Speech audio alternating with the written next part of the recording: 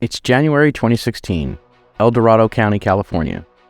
A California Department of Fish and Wildlife officer spotted a swerving vehicle occupied by two men and attempted to initiate a traffic stop.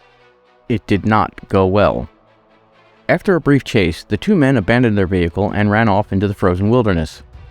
They clambered down into a snow-filled canyon off of Route 50, then crossed the ice-cold American River to escape the officers pursuing them, which now included several Dorado County deputies and some California Highway Patrol officers. After a few hours of wandering the frozen landscape, the pair came across a Forest Service officer. Although the officer wasn't close enough to effect an arrest, he managed to shout a warning to the men that they should surrender because they were in definite danger of freezing to death. His warning fell on deaf ears, however, as the fugitives ran off again. At this point, you might be wondering why the two men were so desperate to get away that they would risk freezing to death. Well, Triston Crossland was a parolee, and his companion, Derrick Dionno, had 4 active arrest warrants. And to top it all off, the vehicle they were driving contained several unlicensed pharmaceuticals, as well as at least 1 firearm. An ex-con and a wanted man possessing all of that would be assured of lengthy prison terms, hence the escape attempt.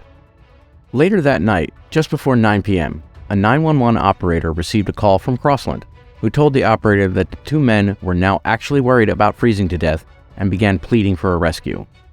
The Dorado County Sheriff's Office sent elements of the SWAT team, dive team, and search and rescue teams out to find the fugitives, eventually locating them a little over 12 hours later, suffering from hypothermia and frostbite.